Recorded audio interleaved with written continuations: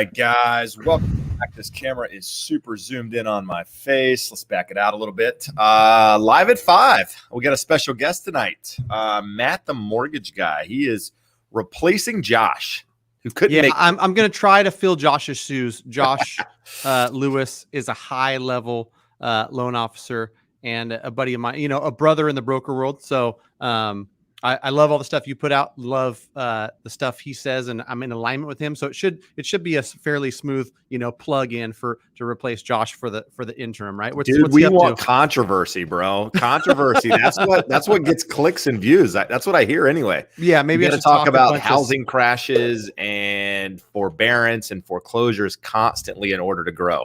Oh yeah, I've got a couple that got in contract below list price, so obviously the sky is falling, dude. No, absolutely. So we're going to talk about that as I do every week. But first, I want to say thank you for everyone being here. Thank you, Matt, for filling in as well. A lot of value to be added tonight. So for you, those of you that are watching, if you have questions regarding real estate, regarding housing, put them in the comments. We'll do our best to get to them. Be patient with us as these things do tend to come in. We took last week off, so we might have some more people in. Not really a lot of headlines this week that I'm aware of. Anything that's that crazy. I know we got some information towards the end of last week with regards to employment numbers, which may or may not have affected rates, and we'll let Matt talk about that. But yeah, Matt, what's happening, buddy? Not much, doing my thing, as a mortgage broker, day in and day out, trying to help people navigate this ever-changing market. And it's, stuff that you're in and around every single day. Same stuff you're seeing. There's, frustrated buyers who can't seem to find something. And when they do, they can't seem to get an offer accepted. Still seeing that, even though I think some of the headlines and some of the real life and actuality of it is getting a little bit easier, which is saying something. It's not saying that it's easy and something comes on, you put an offer and get accepted and it's a piece of cake. But I can tell you from experience that I've got a lot more clients getting into contract, not,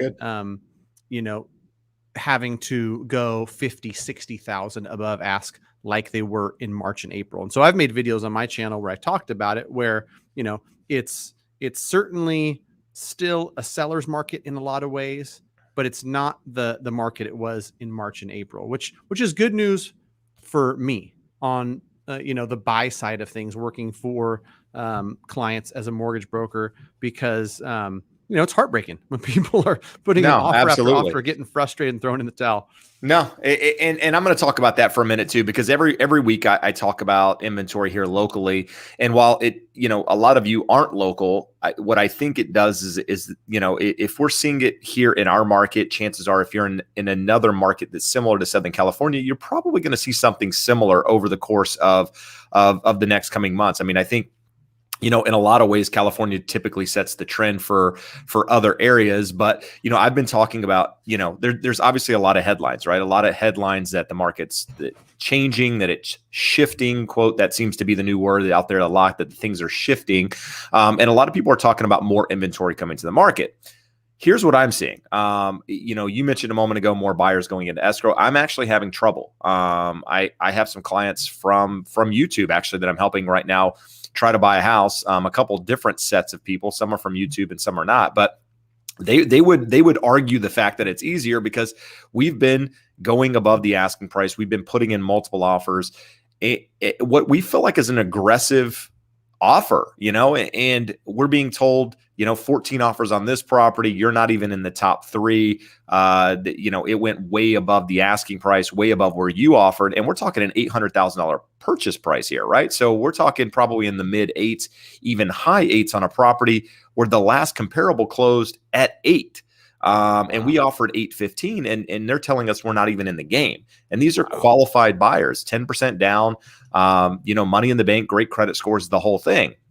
And so with that, the other thing is that you're hearing things are slowing and that there's more inventory coming. Well, you guys that have been watching and you're here every week know that I talk about numbers. And this is what I was mentioning a moment ago, is that here in Orange County, 3.3 million people, is that about 2 weeks ago, we trended up to around 25 2,600 properties. That's kind of where the number's been. And that counts single families, townhomes, and condos. So for 3.3 million people, that's not a lot of property, but we went up to about 2,600 active properties on the market. And that was down from about 2,100, a couple months ago. As of today, we're at 2,244 coming on this show.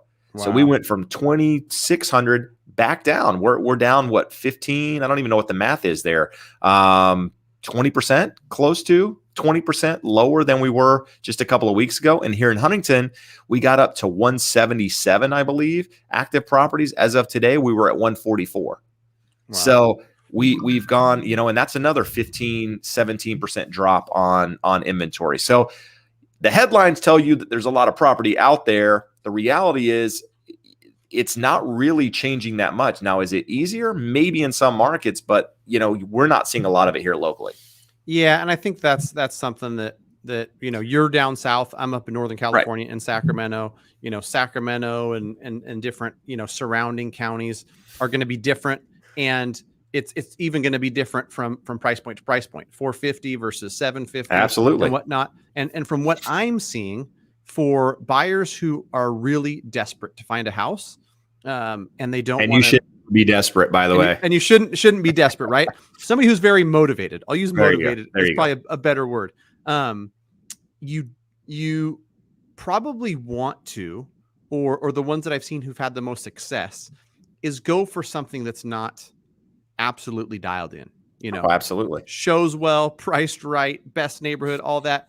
Because that's the stuff that still get most attention in any market, really, right? And so the stuff that I'm seeing going into contract is somebody's like, I know I want to live in this zip code. I'm not super picky whether it's 3 bedrooms or 4 bedrooms. I don't mind putting in new floors if it's got carpet and whatnot. And they find something that's not necessarily an ugly duckling, but it's not perfect, right? It doesn't have that wow factor. And that stuff from what I'm looking at too is that the market was going so bananas, and some sellers and probably some of their sell agents didn't realize that as a little bit more came on the market, they couldn't continue to peg it higher and higher. And I saw a lot of stuff pegged really high to where it's now had to come down 20 or 30, where it should have been priced originally. Another thing that may or may not be going on in your market, I really have no idea, is we have a ton of iBuyer owned properties, Zillow, Open Door, and the like. Mm-hmm. And for whatever reason, I haven't even dug into it to figure out, is it like they're trying to buy my market share? They're trying to get people used to this iBuying process. They've bought stuff at ridiculous prices. Yep. And then they've listed it at an even more ridiculous price, where I know like full well, I'm like, this thing would never sell for $625. It should have gone on at $540. And I just watch it. And then it goes, okay, now it's, down to $595, and now it's down to $575, and we'll wait and see. Like, I don't know if their game plan is like, okay, we'll lose 10 or 20 million as long as we can gain 1%. Yeah, it's interesting. Share. I mean, it's hard to say how that whole thing's working, and promise people we're going to get to some questions here in just a minute. But I think this is important stuff because, there are these major companies out there buying property, and they're paying more for them than I believe they're worth. And in some cases, I'm already thinking the value of that property is higher than it should be in my estimate, and they're willing to pay more than that. But you have to also understand that they're getting full commissions on a lot of these, right? So they have a pad in there. And I'm not going to get into percentages and commissions and all that stuff, but understand when they buy it, they're getting a commission from the buy side. And so that gives them, depending on the purchase price, some wiggle room if they need to adjust their price downward without actually losing money, because they made money representing themselves, so to speak, on the buy side. And when they go to sell it, same thing, right? They're the agent themselves. So there's some room there to negotiate, commission. So it may look like a loss in some cases, and where it might not actually be. And in some cases, maybe it is, but it's hard to say. The numbers are going to play out, and we'll see more of it, here over the next couple of months. But let's see. So Jennifer added Matt's channel into the feed there. You guys can check that out. Hit Matt. It's also in the description of the video if you want to get connected with Matt. Talks a lot about the mortgage side of things. Can help guide you in the right direction. He's here in California as well, but we got some people watching. So let's dive into this here. We got Michael Duree. Michael is a regular viewer of us. I call all my viewers normal viewers. So he's a normal viewer, not a regular viewer. He's a normal viewer. And he says your shirt is already better than anything Josh has put on. And that is that, there's a lot of truth to be said about that, Matt. So thank you. You know what's funny about that is I got a random text and somebody just sent me nice shirt. And I'm like, what the heck is this nice shirt? I was on with Mike Zuber, a buddy of ours earlier today. And so when I text back, like, what do you mean? It's a client of mine, that I forgot had come through, YouTube. And he goes, that pink or that purple dress shirt. And I go, oh, okay. He must have watched, the segment that I do with Mike Zuber this morning. So your shirt. Getting a lot of compliments on this purple shirt. I got to mix it in more often, I guess. Hey, listen, I went the other direction. I'm here in Southern California. A lot of people work for, different companies around. Travis Matthew here is based in Southern California. I golf. I wear a lot of golf shirts. I had actually a guy that works for Travis Matthew see some videos, reach out to me and hook me up there. So nice. It all works out, man. So I'm actually sporting it. This isn't sponsored, sponsorships, man. No sponsorship. It was just fun. I'm willing to wear your stuff. Yeah. I'm willing to wear whatever you send me. How's that? Right, it doesn't matter. Yeah. I'll put it on and I'll wear it for a video. Anyway, let's move on. What's our guest name? Matt, the mortgage guy, is what he goes by on YouTube. You can tell him your full name there, Matt, if you want. Yeah, Matt Gouget. I'm up in Sacramento, California. And for all intents and purposes, Matt, the mortgage guy, works. I respond to that. I sponsor the kids' little league and the elementary school and everything. So all the kids in the neighborhood just think my last name is the mortgage guy. It's good. Get them while they're young. Too funny. So Zach is asking a question about interest rates. I typically don't get into interest rates this early in the show because there's a lot of questions regarding interest rates that come along.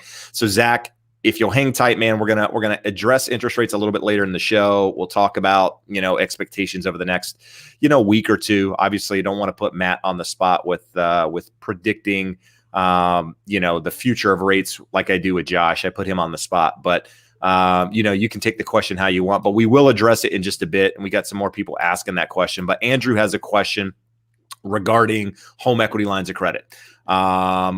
So he says, how do you feel about a home equity line of credit that does not have a mortgage on it that I bought from my grandmother? I live in upstate New York. So I'm not sure how a home equity line of credit would be purchased, but any ideas there, Matt? No. Any idea what he's talking about? When the first line, when he's like, I don't have a mortgage on it, I'm guessing it's like a home that doesn't have a first mortgage, but there's a home equity line. And I bought it from maybe the house he bought from grandma where he only has a home equity line on it. That's the only debt. Yeah, I'm not sure. Andrew, if you have more specifics, put them in the chat there and we'll address it. Jose is coming out saying rates will not go up, especially with holidays coming. I think it has less to do with the holidays, quite frankly, and more to do with just, quite frankly, the state of the economy, right? And employment, the Fed has been talking since the beginning of the pandemic, when they started lowering rates and adjusting the Fed funds rate, that essentially they weren't going to change rates. And they weren't talking about interest rates specifically, but they were talking about the Fed funds rate, which at the end of the day, affects interest rates. And we won't get into all of that. But with that said, unemployment or the employment numbers last week were disappointing on many levels, which basically confirms what the Fed has been doing over the last couple of months when people, even within the Fed have been talking about potentially raising the Fed funds rate in the future and what have you. The lower numbers more or less confirmed what they're doing. And so I think you're going to see interest rates stay low. They can't because of the state of the economy. It puts, it would unwind things that it's taken them 18 months or so to even get to this point, along with a lot of stimulus and a lot of other things. So, I think you're going to see that. But again, we'll talk about it here more in a minute, unless Matt wants to add anything to that. I was just going to say that I agree with you. They're not going to tinker right now. There's too much uncertainty. There's world events in Afghanistan and there's other things going on with the economy where the Fed does not want to, cause any huge disruption in the market quite yet. They've talked about maybe in the next few months, maybe this, maybe that, but they haven't, come out and said, okay, we'll start ticking it up, or we'll start pulling back on our purchase of mortgage-backed securities. So for the, foreseeable future, we should see low rates. Absolutely. Agreed. And so Zach, I know you're hanging tight there and you mentioned that, but that gives you an idea of the direction. And what I would say, and Matt can add to this too, is if you're interested, if you're thinking about locking a rate, you're 20 days out or you're a couple weeks out or whatever, Matt, how do you approach that? What I would say, and what I used to say with clients, and what I tell people now is, even though I'm not on the mortgage side of things, is like, listen, if you're comfortable with the payment, you're happy with where the payment is, why chance it? Like a bird in the hands or two in the bushes. Exactly. Say, yeah. right? I had somebody on my channel tell me on Monday that I should trademark the phrase I use all the time. If you like it, lock it. And I think, absolutely. what he had said is he's eligible to lock it on the 20th. So maybe the 20th of this month, he's 60 days out, or he's 90 days out, or whatever it is. I don't see much volatility in the short term. So especially now between the 8th and the 20th, very unlikely things move that much. And like Jeb said, I completely agree. If you like the mortgage on the 20th and you're eligible to lock, and you look at it and go, okay, I'm going to get 2.875. I'm not going to pay any points. Just lock it. Just lock it, because, on the negative side, or if you're thinking like, oh, wow, something might happen, it might trick down to 2.82 or something. That's going to give you a lot less joy than the pain of when it goes to 3.1, which, absolutely. It's not going to be super volatile, but it can move either way. Right. So yeah, if you like it, lock it. That's the final verdict. Absolutely. Everybody wants the best, right? Whether it's the best interest rate, which means in some, many cases, the lowest interest rate, or the lowest house price, or they want to sell at the top, or whatever it is, right? Everybody wants to catch the bottom or the top, perfectly. And the reality is it's very, very difficult, even for guys that do this day in and day out. One little piece of news can affect everything, right? Like tomorrow, for example, the administration, the Biden administration, is going to talk about their plan to deal with the Delta variant. What the hell does that mean? Like, so, they're going to come out with this new plan. Okay. So, depending on what that plan is, could or it may affect mortgage bonds, which may end up affecting interest rates. You just don't know. So if you're comfortable, again, and an 8th up or down isn't really going to make that big of a change. So, if you're comfortable, lock it in. So, Yeah. Anyway. And another piece of quick, good advice is, once you lock it in, stop looking at it. Right. Yes. Like it's always funny. Somebody locks it in and then it gets, a smidgen better. Like, oh my gosh, I should have waited. I should have done this. Like if you knew the future, I should have bought Bitcoin at 5 cents. Right. Yeah, exactly. I look at it every day. No, I don't actually. I was just kidding. Too funny. All right. So we got some more questions here. Let's get into them. Let's see. It works a lot better when you actually have access to these, but you don't. So that's the way this whole thing's set up. On the questions? Yeah. Can you click on them and throw them on the screen? I actually don't. I can actually see them, but I can't. Yeah, you can't throw them up. Yeah. When Josh is here, he can throw them up, so that makes it a little easier going back and forth. But he's VIP access, so I got to wear a nicer shirt to get that. It's actually his account. I'm VIP access. So I just use it. Let's see here. I use StreamYard too. I love it. All right. So not even going to go try to pronounce that. Hey guys, have no debt, applying for a mortgage. Mortgage payment will be my only debt, putting down 15%. DTI is maxed out at 50%. Do you think I'll get approved? So depending on what type of loan it is, there's a front end ratio and a back end ratio, right, Matt? And you can answer this question however you want. You're the pro here. My short answer is no, because like Jeb said, there's a front end ratio and a back end ratio. And if you've got no debt and you're telling me your DTI is 50, that means your front end, just your mortgage, is the same as your back end, 50%. The automated system that we're putting your loan through and filtering, giving us an approve eligible, giving you a yes or a no, is not going to give you a yes answer with a front end of 50. Okay, let's explain, and sorry to interrupt, but explain also the difference between the front and the back end. Right. And let's say for this example, you've got $6,000 in monthly income and you're saying I've got no other debt, but I'm trying to get approved for a mortgage with a $3,000 payment. That $3,000 payment versus that $6,000 income is a 50% debt to income ratio, but that's your front end. if you had 600 in credit card debt, car payment, whatever it is, then you'd take the 600 in total debt plus the 3,000 in mortgage debt, and those combined versus your income is your back end ratio. Right. So that 3,600 versus the 6,000 would be 60%. Right. And so your front end ratio is just your housing expenses, taxes, insurance, HOA, anything related to housing. Your back end ratio is your housing expenses plus any other monthly debt that shows on your credit report. Right. And really, you want to have like 36 over 45. And it's going to vary. Like you're going to be able to stretch that based on the program, based on the rest of the profile, right? Your credit score and how much down payment you're putting.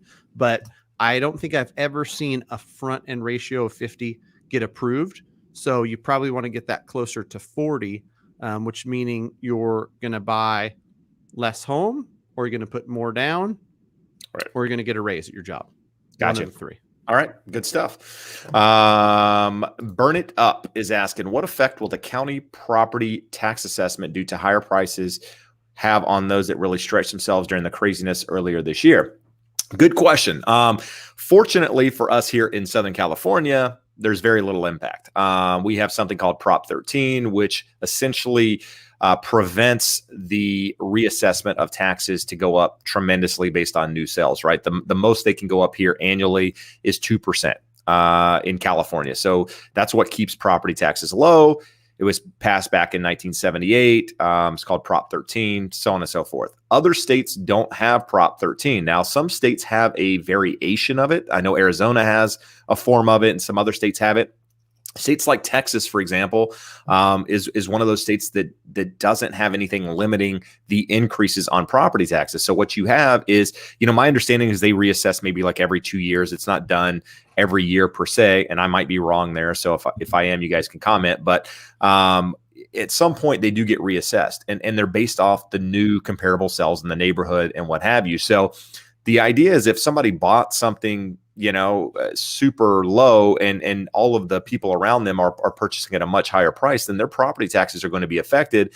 And that might affect, people that purchased a long time ago. I think if you purchased recently, it's probably less of an impact just because, you're not seeing, because where you purchased is not going to be that much different 6 months from now than where it is now. Now, a year ago, we just got the CoreLogic Home Price Index report, right? Which, quite frankly, is garbage for the most part. But 18% year over year from July to July price increase. So 18%, that might affect some people. Now, most of these people have equity in their property and are in a position to sell and what have you. So, I don't think it's going to prevent it's not going to make any foreclosures or anything crazy out there, but you might have people that are in a position where it's tougher to make that payment and they're not in a position and they might need to sell or what have you.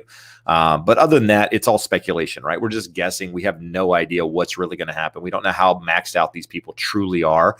What I can tell you, and Matt can comment to this, is that, we're in a much better position now loan-wise than we've probably ever been, just because homeowners have more savings than they've ever had, or home buyers rather, or just people in general. Homeowners have more equity than they've ever had. And the loans are tough, right? Anybody that's gotten a loan recently can tell you how tough it is to go through that process and how they nitpick things. I had a client that closed a couple months ago, does very well financially, has plenty of money in the bank, and got nitpicked to death. And he was, we were just talking, we were out surfing one day, and he was just telling me about it. He's like, dude, this is crazy. I'm like, that just gives you an idea of how stringent things are, and hopefully that protects anything, any fallout, if you will. Right. Yeah. And one thing that people have to remember is, like, as a homeowner, you've got a fixed mortgage that the only thing that can change is the property taxes and your homeowner's insurance when you've got a 30-year fixed mortgage. And so even if property taxes get reassessed and you're in a different area that's not California where you're protected, or, your property taxes jump $1,000 a year, that might be an $80 bump to your mortgage payment, and the mortgage company will readjust your escrows. That's not nearly the impact that some of the renters are seeing, where their rents might go up $150, $200, Absolutely. year over year. And so, yeah, I don't think it's going to create any, crash or push people out of their houses. But I've heard the same thing that you touched on, is that in Texas, it gets reassessed. And I'm sure there's some parts of Texas, as popular as Texas has been these last few years, where in the last 5 years, maybe some, towns or some counties, the home prices have doubled. And so, you went from 2,000 a year to 4,000 a year in property taxes or whatever it is. So it could have effect, but I think it's going to have an effect where it's like, oh, this sucks.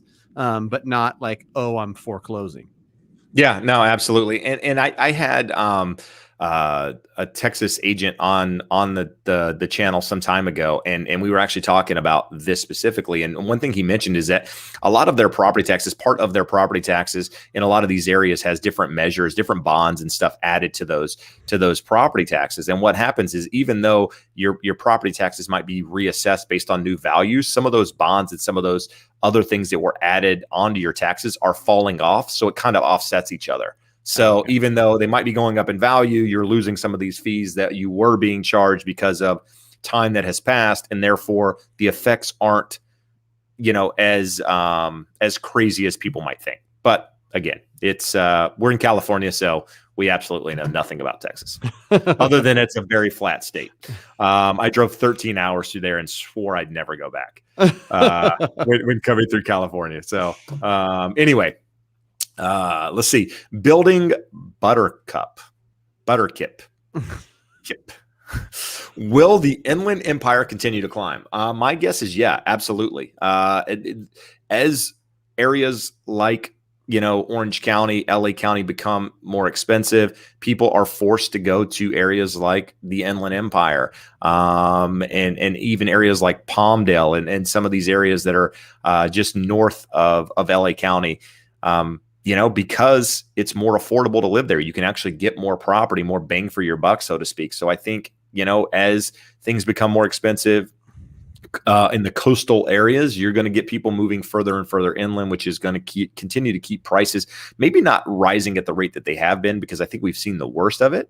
But I do think prices are going to continue to move sideways to up. A minute ago, I mentioned the CoreLogic Home Price Index report. They revised their numbers. Actually, Josh and I were talking prior to this. They revised their year over year expected appreciation from, I think, 3.7% or in the 3% down to like 2.7%. So they've actually revised where they think appreciation is going to go year over year. It's actually down a little bit, but it's a positive appreciation. But what I will add is that when the pandemic hit, they were also the company that came out and said that prices were going to drop by 6%. Right. So I wouldn't hold a lot of weight on what they say. They predicted -6 and it was 18. Now exactly. They're predicting 2. So let's see. Let's see if they're closer. They were only off 25% last time. Let's see where they're at this time. So not holding it, a lot of weight to it, but it's out there. I think that's true for most any areas, right? The outlying areas where stuff is, super expensive and people realize like, oh, maybe the Bay Area is too expensive, or San Jose is too expensive for me. I'll move to Sacramento. I'll move to, somewhere else. Absolutely. The outlying areas are going to see migration. And I still think, that people have kind of adjusted, and through the pandemic, some people have been able to work remotely. And so we've seen some of those folks settle. We've seen some of them call all their employees back to work and whatnot. But that was like a hot topic last year, right? Where it's just like, oh, everybody's fleeing the big city. The condos are going to plummet in value. They're going to go where there's more land. They're going to go, to these outlying areas. And there was a ton of areas that just saw crazy growth. Absolutely. Yeah, no, I mean, I read an article in the Wall Street Journal, in fact, this morning that talked about that. And the, again, it's media and they can spin it one way or the other, but their whole take was that a lot of people out there believe that at the end of the day, when companies go back to work, a lot of these people are going to be forced to sell and they're not going to want to live out there, and so on and so forth. But the article actually kind of stated the opposite of that. That, companies obviously are going to take longer to go back to work, even those that go full time, just because of this new variant that's come out. But secondly, when people get adjusted to, a different lifestyle, more space, bigger yards, more house, being able to work from home, all of these other things, And, in the idea that they have to go back to a city or a commute and whatever, I think you're going to see less people willing to do that. Because it's a lifestyle change. It's not just about, one thing. There's many factors there that are changing. And I think you can have less people that, are willing to sacrifice after making this shift and go back the other way. But it's hard to say, right? Right. So, Matt, how do you feel about refinancing from a 3.5% variable rate that can change every 3 months to a 3.115 locked rate for 5 years? The properties in question, commercial real estate in SoCal.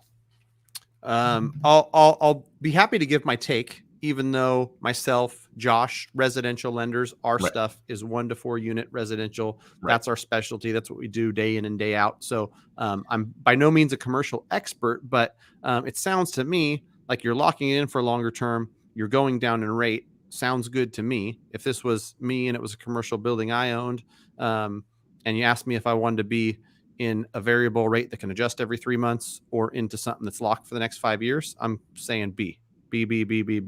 No, I would agree.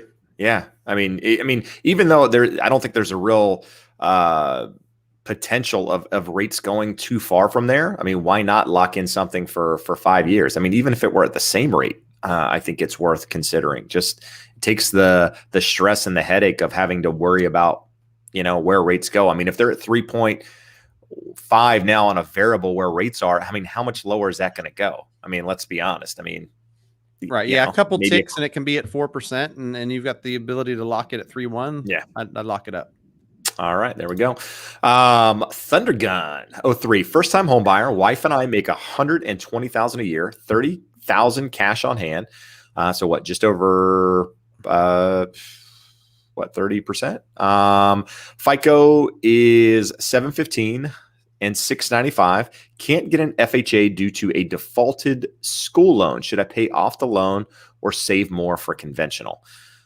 This is one of those questions it's hard to take because each scenario is a little bit different. But what do you see when defaulted school loans? Because that'll never go away, right, Matt? Right. And since it's a government loan and FHA is a government program, they're just, it's not going to allow you to get government financing for a loan. So I think that most of my buyers 680 plus, conventional is probably a better loan product for you anyhow. So if you can't get an FHA loan, it depends on, I guess, what purchase price you're purchasing at. If you're buying something for 400 and you're able to put 5% down plus closing costs, the 30K you have right now might do it, right? You talked about saving more money to go conventional. So I guess, yeah, it depends on how much you got to save. But I think that you want to lean towards conventional either way, especially if you've got 715, 695. From what I've seen, 680 and above, conventional is probably your best bet. Got it. Okay. Yeah. You might be able to get a little bit lower rate with the 695 on a FHA loan, but at the end of the day, now can you get a conventional loan not paying off that defaulted student loan? I'm honestly not sure. Yeah. Okay. I don't want to make a guess here. Yeah. So you might be in a position where that defaulted student loan has to be paid off one way or the other. I don't know the guidelines on student loans and defaults and whether or not they need to be paid. I feel like the last one I had, we paid it off, and I don't remember if it was because we had to, or it just was something that we did for debt to income ratio purposes. So yeah, get with your lender. I like to take notes whenever I do something like this, and I'm like, oh, I haven't seen that in 4 years. It's good practice for me to go back and defaulted student loan. Yeah, there you go. Andrew's coming back to us with the home equity line earlier. Did a buyout with his grandmother because she went to a nursing home. He's now the owner on the house and looking to do a home equity line of credit. So there's no mortgage on it. He's asking about a home equity line. So what I would say is, how do you feel about, instead of, you can answer this question directly, but you can also add your take on just doing a cash out refinance versus, and actually having the cash versus a home equity line. Matt.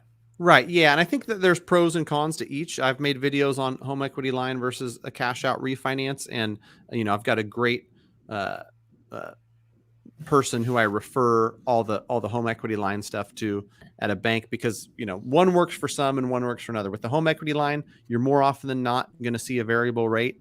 With the cash out refinance, the con or the drawback for some people is that if you take that cash out and it just sits, you're paying interest on it and it's not being put to work, right? So some people are like, oh, I want the home equity line because I want access to 150 grand or 200 grand, but I don't know if I'm going to use it. It might be 3 months, 6 months, a year down the road.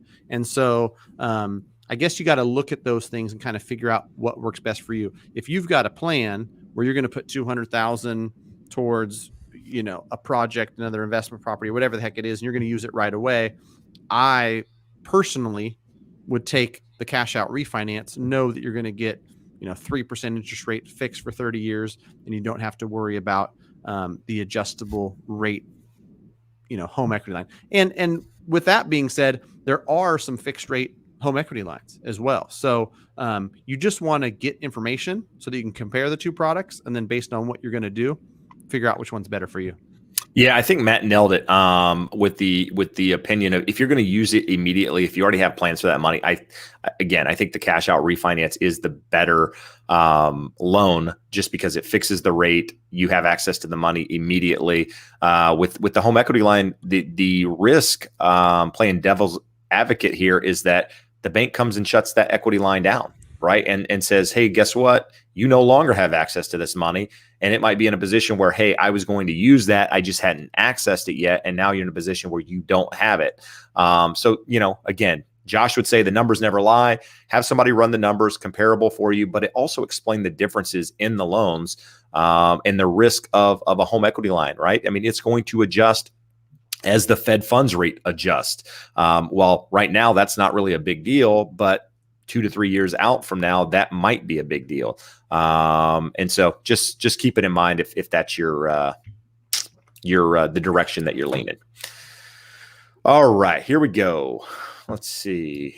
Coinstir always comments, says, just for some context, my parents were paying 10% mortgage rate in the 1980s when I was a teenager. As far as I'm concerned, anything below 4% is a win. And I would agree with that as well. I mean, when I was doing loans back, 2000 to 2012, somewhere in that ballpark, we were doing rates 6.5%, 7%, 7.5% during some of that time. I mean, even a little bit higher. My first house in 06 was a 6.75 first and a 12% second. There you go. Was it interest only on the first or fixed? It was no, both of them were adjustable. I don't think it was interest only, but they were both adjustable. And I think the first had like a 3-year prepay, and then after 2 years it adjusted. It was a 228 ARM, and then with a 3-year prepay. Sweet product. I remember them. Aaron Son. Buyer walked out under contract to FSBO. I never deposited earnest, and seller never checked till the last day. Contract states earnest as consideration. Am I legally obligated to pay them earnest? So if you walked out of a for sale by owner, you never deposited the money into escrow. I mean, I'm not sure what state you're in, Aaron. If you were in California, there would not be a binding contract because of the fact that you didn't deposit the money per the contract within the time allotted, which here in the state of California, that's 3 days. You don't actually have a valid contract. Now, you're for sale by owner. I don't know what kind of contract they're using or how that's worded. So, you need to read carefully there and make sure that you're not, there's no issues there. But if you were using a residential purchase contract here in the state of California that was written by the California Association of Realtors, you would be more than fine. But I do know that some states require that, the earnest money is done regardless of the contract. So it's hard to say without knowing exactly where you are and all the details.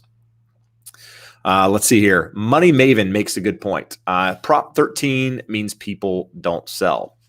Absolutely. That definitely keeps people in property when their property taxes are low. That's here in the state of California, people. I mentioned it a moment ago. It was passed in 1978. It's what keeps property taxes basically at your purchase price and can't increase by more than 2% per year, which essentially keeps property taxes pretty close to where you purchased the home for the most part. But a year and a half ago now, Matt, Prop 19 here in the state of California now allows you to purchase up in property, right? So, there's also something here in California, Prop 60, Prop 90, which allows you to take your tax basis from a property, transfer it to another property, and keep those taxes the same. And the way that it worked prior to this is that you had to purchase down in property, right? You couldn't go up in value. If you sold for 500, you had to purchase something 500 or less in order to keep those property taxes. And it could only be done in certain counties, right? That was the Prop 90 part of it, I think. Where it had to be only like the counties that also did it. That participated, right? Yeah. And Prop 19 came out and basically said, you know what? We're changing that. It can be anywhere in the state of California. And we're going to allow you to go up in value because what happened is a lot of people were in their properties, didn't want to sell because their property taxes were so low. But what this does is says, hey, listen, you can now go up in value, but you have to pay the difference in where you sell versus where you're purchasing. So if you sold at 500, you wanted to buy a $750,000 home, your property taxes would stay the same for 500,000 or less, and that 250 is what you would pay updated property taxes on.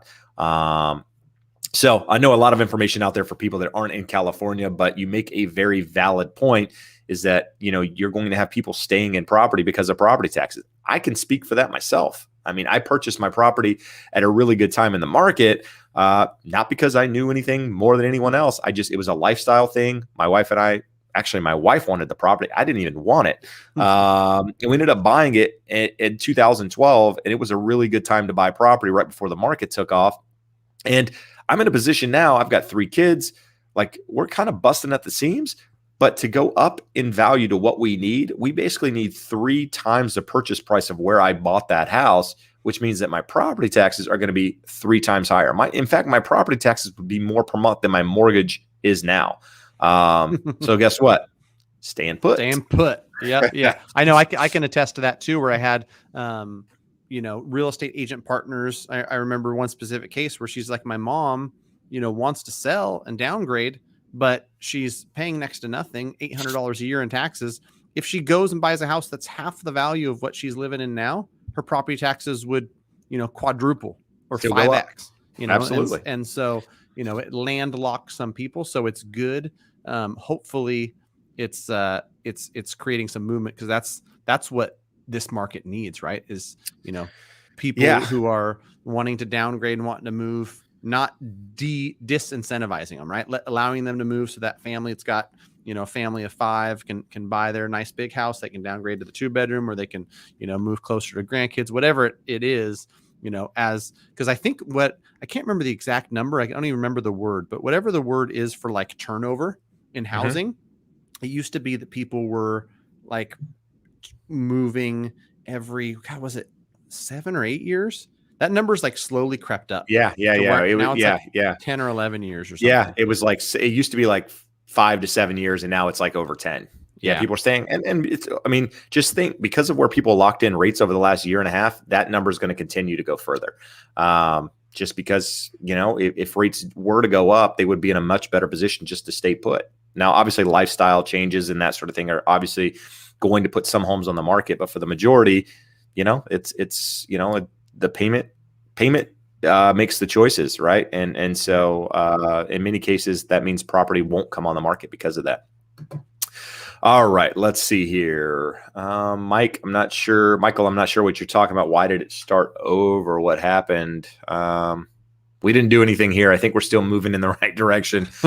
Let's see. I did see a good question a minute ago, but I can't find it now. Let's see here.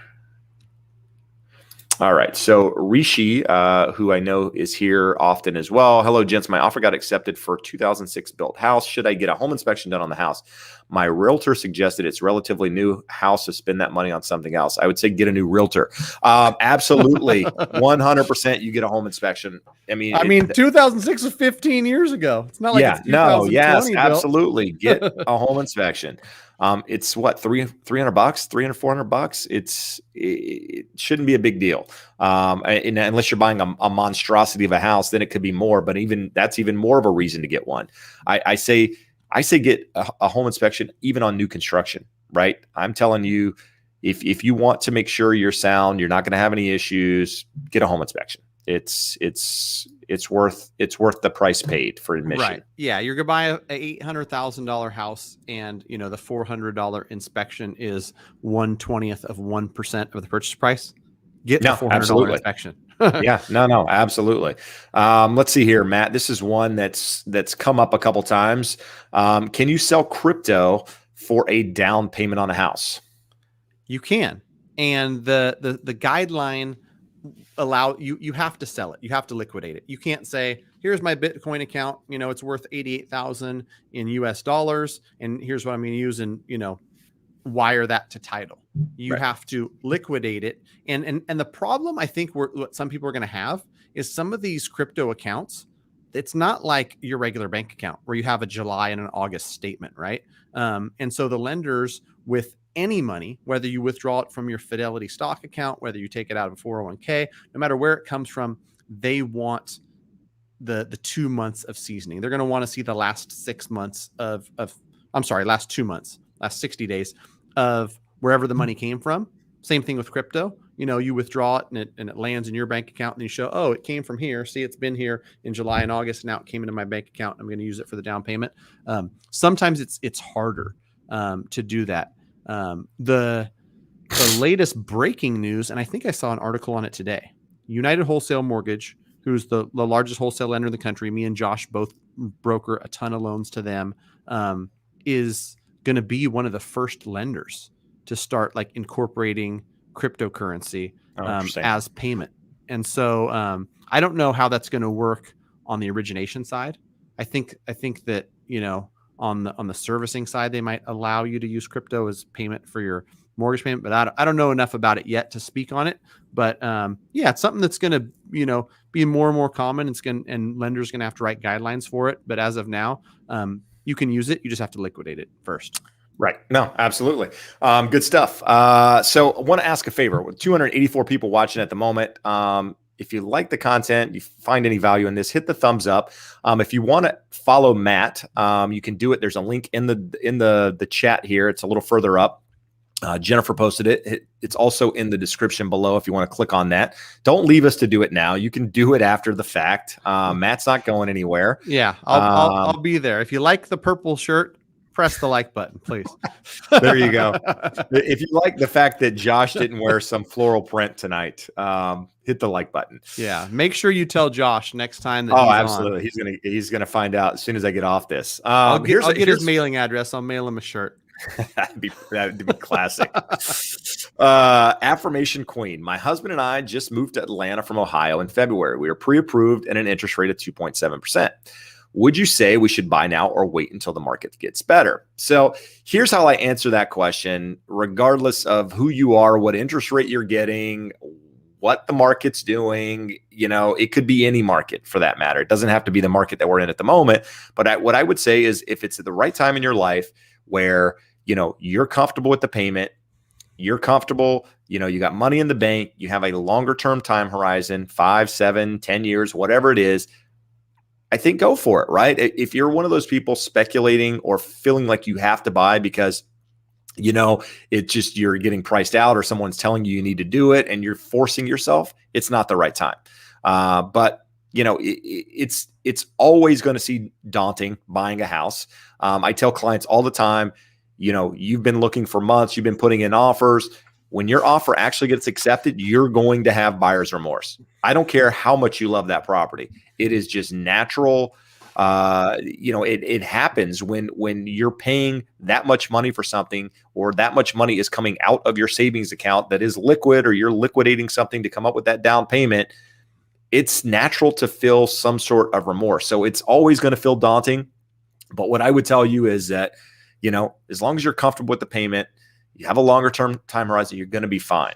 But at the same time, work with somebody locally in Atlanta. I know a bunch of agents in Atlanta if you need a connection there, and just see what they are saying about the market, right? I mean, if you've got a lot of inventory building and demand is dropping, it might be a little bit different story, but I don't think that's the case. So, each situation is going to be a little bit different for each person. But, get somebody that's a pro and they can guide you in the right direction. Right. Yeah. I mean, I think that, Jeb's been in the industry for 2 decades. I've been around a lot of mortgages. You're never going to be able to time the market. If pros like us can't time it, then Right. then how is anybody else? So I agree. It's when you are ready and you've got the down payment, your finances are in order, you got a nice 30-year fixed mortgage, it's a payment you can afford. You don't wait to buy. You buy and wait with real estate, and it goes up over time. And one thing I'll mention, because it was part of my notes for a video I made earlier that went on my channel about renting and buying. And I'm not always beating the drum of like you got to buy and renting is silly, but there was a survey about renters remorse. You talked about buyer's remorse. 45% of renters regret renting. Right. And so you don't want to be that person where you let a few years go by and you're just like, gosh, I wish I would have bought back when I was in a position to do so. I just, for whatever reason, didn't pull the trigger. I thought that, the market might cool off, or I thought there might be a better time to buy. So yeah, I'm in agreement where, when you're ready and you've got your ducks in a row and it feels right to you, that's when you buy. You don't try to time it. Yeah, and don't let anyone answer that question for you. It's whether or not it's right for you, right? It doesn't have to be right for anyone else. But anyway, I digress. Let's see. Patrick's asking, will Fannie and Freddie keep investment interest rates artificially higher than primary mortgage rates in the future? I locked some earlier in the year for 2.99, but that is no longer reachable. So I do that there was some changes with regards to investment property and the percentage that lenders could have and all that good stuff. But why don't you talk about that, Matt? Right. Yeah. And that was earlier in the year where Fannie and Freddie just basically said, of all the loans you send us, only 7% can be investment property and can be second homes. And so what that forced lenders to do is say, hey, we've got to somehow slow down how many investment property loans we're writing. So we got to make them more expensive and bump the interest rate. That's how you slow down how many of a certain loan product you get, is you make it more expensive. And it's interesting too. I had this conversation with somebody where investment property loans perform very well.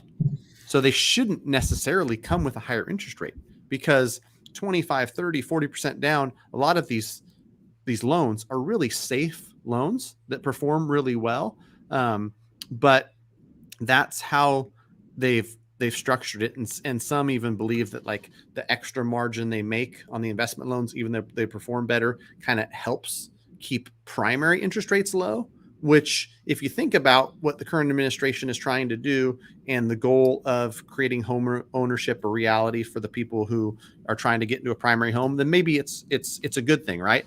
A very long-winded answer, but I think Patrick, it's probably going to remain that way, where there's going to be that spread between primary and investment. And I don't see it going away. It's not a huge spread. It might be 2.75 on a primary and 3.5 on an investment.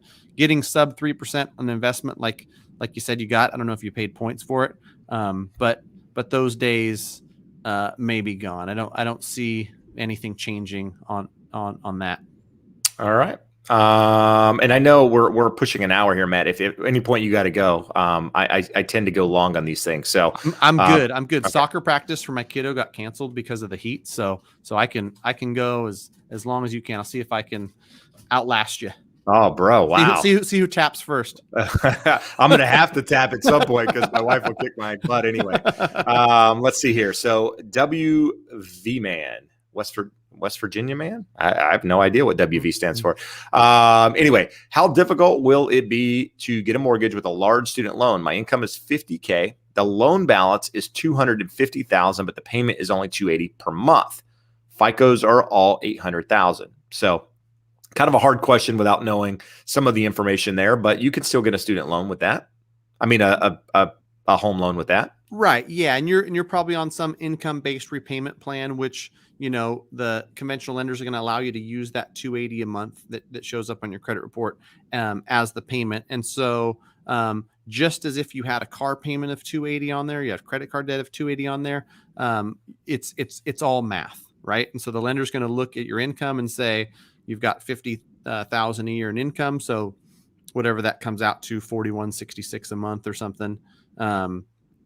That on the income side versus whatever the mortgage payment is, plus the student loan debt, and if there's any other debt, and that's how they're going to arrive at, at 5% down, you can buy up to 225, whatever that number is. I'm just throwing out random numbers.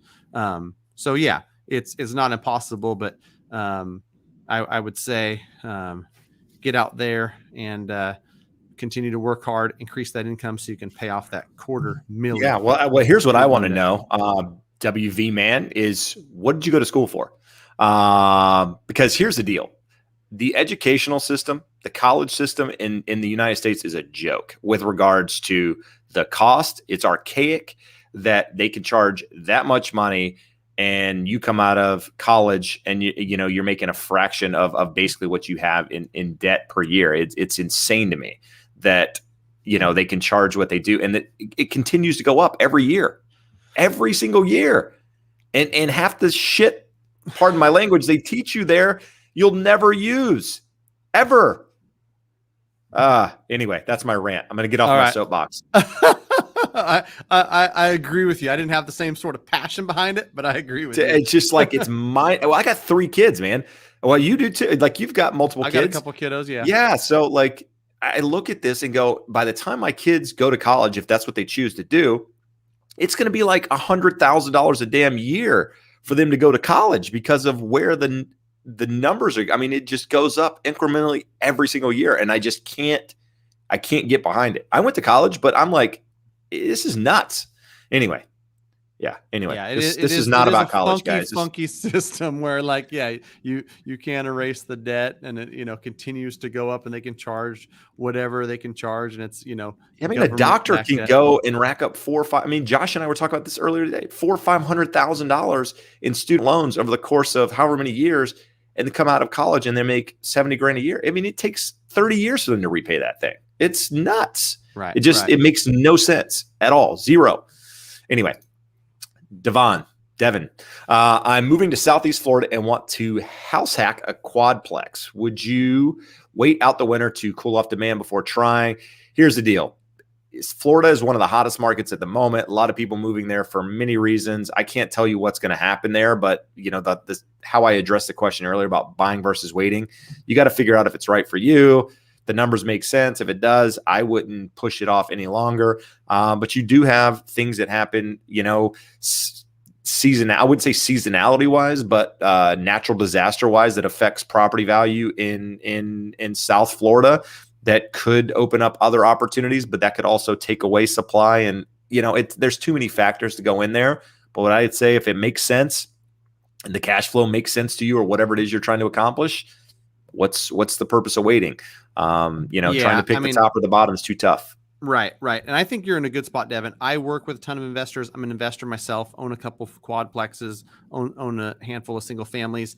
And I would say you're in a good position being able to, owner occupy a quadplex, get some great financing.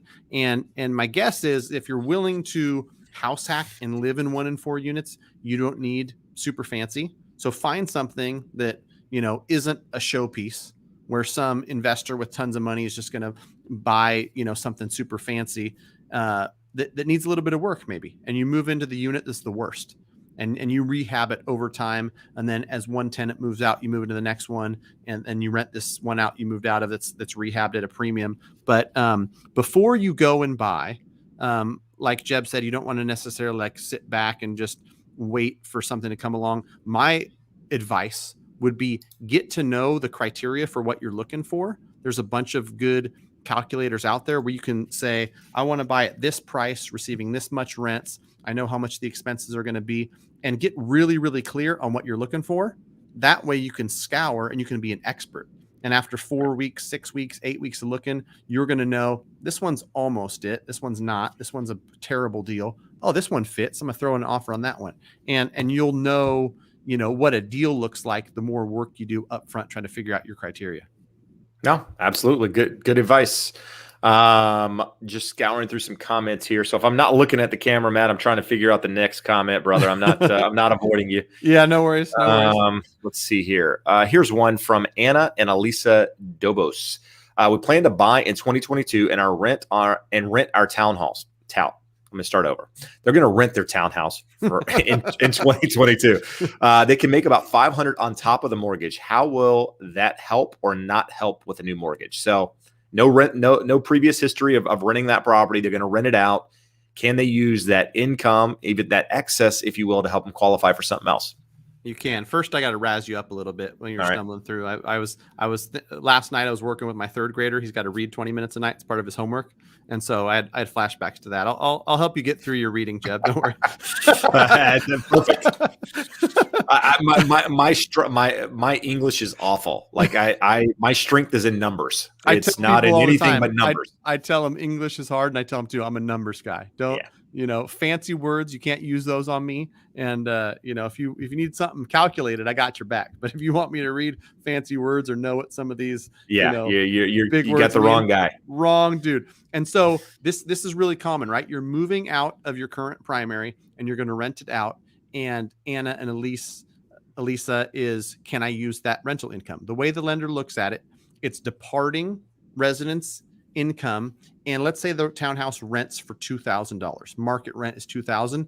They're going to allow you to use 75% of that, $1,500 a month. So on top of, and it doesn't matter, what the rent is per se, and they're just going to use 75% of what the market rent is.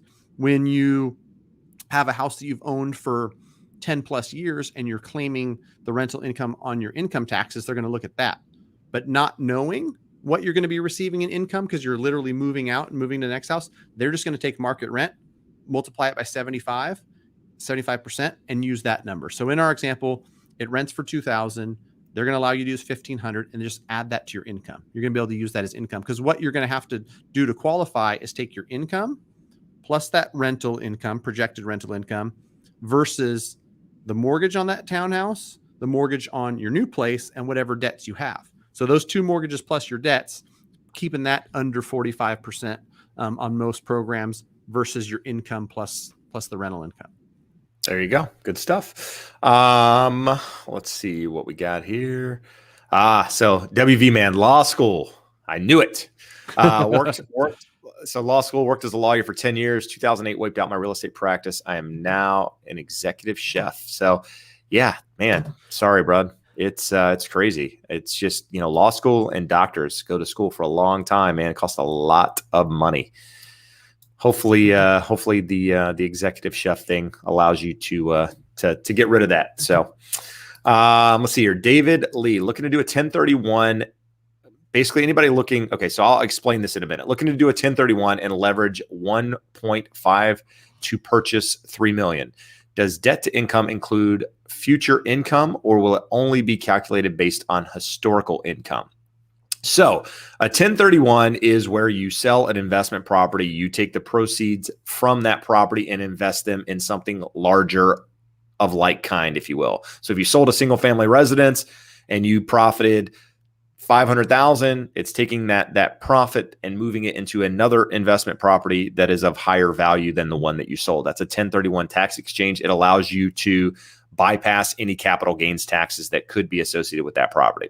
In the question here, looking to leverage 1.5 to purchase 3 million. So, Matt, you can talk about this, but if you're buying an investment property and there's, rents involved, they're likely to do some sort of rental survey to figure out what the market rents of that property are. And it might be higher than the existing rents of that property. And in that case, they would use market rents, right? Whatever came back in the rental survey. Right. Is that still the case? Yeah, okay. Yeah, still the case. So you're buying a rental property. They're going to do an appraisal and they're going to do a rent survey. And that rent survey is going to say something like this in this neighborhood is going to rent for about $2,000. And similar to your departing residence, they're going to use 75% of what's on that rental survey. So it's similar to that question we just answered where, the 1004 is the appraisal. The 1007 is the rent survey. It has to be done when you buy a rental property. So you'll get it and it's going to say, 3-bedroom, 2-bath, this size, rent for $2,000. And just like an appraisal shows comps for what, comparable sales sold for, it's going to have comps for rentals, and the rentals in the area rent for about X, take 75% of X and use that as income towards your DTI. Got it. There you go. And if you guys were looking at me looking why I was shocked, it's because the lights came on. We just redid our office and we put sensors on the lights. And, I sit with my monitor basically blocking the sensor. So over time, the lights just go off. And then when I move, the lights come on. So it's like, the world opens up over here. Anyway, so got a couple people here saying that, about student loans and that sort of thing. Falsificationism. Wow. Did I do that right? Word. I did. Don't use that word on me. I'm a veteran and still owe more than 100K in loans. I'm over 40 and still waiting for the financial security to buy a house with a VA loan. I get it. It's tough. But with VA, thank you for serving, and hopefully you get the opportunity to use that. It's a great loan. And then WV Man came back and told us the rest of the story. So that it was 100K and then fees and interest. Yeah, that seems insane to me. That I don't even know how that's feasible. Like, how's that possible? That it doubles. Again, part of the whole thing that I'm not too keen of with regards to student loans and the whole thing and all that good stuff. Anyway, Devin, if you have a great primary residence, would you invest in your first rental property in areas with huge year-over-year increases such as Phoenix and San Diego? So here's what I say, Devin. I say invest in what you know. For one, that would be more like a Warren Buffett thing. But, I say you're either investing. I talk about this all the time. You're either investing for cash flow or you're investing for appreciation. One of the two. It's very difficult to get both. Although there are some opportunities out there now with short-term rentals and all that stuff. And I shy away from those just because things can change and can change the potential investment, the monthly income on those that could put you upside down and what have you. But, there are opportunities in these markets. Again, it comes down to, does it make sense financially for you based on how much you're looking to put down in some of these areas? With the cash flow that's coming in, does that make sense financially for you? Are you stretching yourselves? Do you have additional money outside of that? There are other opportunities out there. There's year over year appreciation in some of these markets, and it's very catchy, if you will. It's like the shiny object syndrome. But there are other opportunities out there in some markets across the United States where you can put a lot less money down, buy a house that cash flows every month. And you're not getting the gleam of the appreciation, but you're also not getting the risk that's associated with some of these big numbers that have gone up with regards to appreciation. But you're an investor, Matt. What are your thoughts on that? Yeah, I mean, I think you got to run the numbers. And I would say if you ran the numbers on a market like San Diego, it's going to be very hard to pencil, a single family, even a 2 to 4, right? Because it's just so darn expensive. So I personally wouldn't be looking in San Diego for rental properties. I don't know the Phoenix market really hardly at all. I know a bunch of different California markets. And you mentioned Airbnb. I know people that are actively investing, doing Airbnb. They're doing very well with Airbnb. But the default, in my opinion, as an investor is run the numbers as a long-term rental. And if they work, great. That's like worst case, right? And if you run it as an Airbnb and you're making more than that, cool. But don't buy something that cash flows as Airbnb, but for whatever reason, you have to put a long-term renter in there at, a lower monthly rate. And all of a sudden the thing's 500, 700 in the negative, and it's eating at you every month. You don't want to do that. So, I've had investors actually contact me, get pre-approved, and look at markets like San Diego and realize what I just said. Well, really nice place. I like to go there on vacation, but I don't know if that's where you're going to find the best bang for your buck. People that are investing in are looking for appreciation long term, and right. And if you have the large down payment to do it, fantastic. Why not? But there are other opportunities out there. So I wouldn't get stuck on the area so much as just finding the right property that works for you. Here's a good question from Orlando. I have been unemployed since December of 2019. I'm looking to apply for a mortgage with a partner and have $100,000 for a down payment. How difficult will it be only qualifying with one W-2 applicant? It will be really easy if the one W-2 applicant makes 200 grand a year. Right. And the lender isn't necessarily putting weight on two applicants versus one. The lender is just taking into consideration what's the W-2 income, and it's it's math, and at the core of it, mortgage isn't really that complicated. It's what you make versus your debts plus the mortgage, and if you've got credit score and that debt to income ratio and a few other ingredients into it, whether you qualify or not. So it will depend on how much that W-2 income is. If it's 30 grand, it's going to be tough. If it's 150 grand, then you should be good up to a decent purchase price. But it's good that you got a 6-figure down payment. That's a good start. No, absolutely. Yeah. I mean, for sure. And you don't, again, I mean, he made a comment a minute ago, if they made 200 grand, you don't have to make 200 grand. You just need to have debt to income ratio that works, right? I mean, whether it's one person on the application or 5 people, it doesn't matter as long as you can qualify, and obviously credit scores factor into all that as well. So your unemployment plays no part on that. So you should be good to go. Sometimes I'm jaded because, forgive me, we're in California where you can get down payment assistance in some counties with an income of like $180,000. It's crazy. Yeah, no, it's nuts. Hey guys, if you're watching, hit the like button if you like free content. That's what we're sharing here, people. Spending our Wednesday night. I mean, Matt is supposed to be with his kids at the soccer game. He called in a bomb threat to the soccer thing. They canceled soccer so he could be here. Put him out there in this heat. They're like, oh no, we'll cancel. Right? Yeah, that's worth a like. Come on, people. Anyway, Jeb's getting charged. Like the extended hours for the lights that just popped on. Yeah, I know. Yeah, they're not supposed to come on after 5. All right, let's see. I'm trying to find a good one for us here. If you see anything over there, let me know. Let's see. I got a lot of people commenting on the student loan thing. I pissed a lot of people off. Oh, I not pissed them off. They're on board. They're fired up. Yeah, they're all fired up. All right.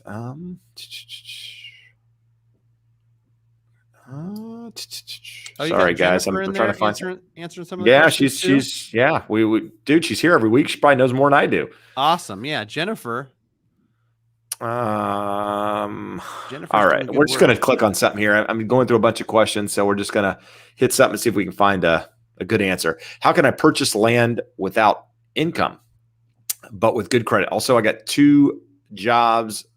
Got a job 2 months ago. How long do I need to work for? I have 20% down for it. So land is a completely different animal with regards to purchasing. You might have a little bit of familiarity with it just up in your market because there's more of it, but down here in SoCal, there's none of it. So do you deal with land at all, Matt?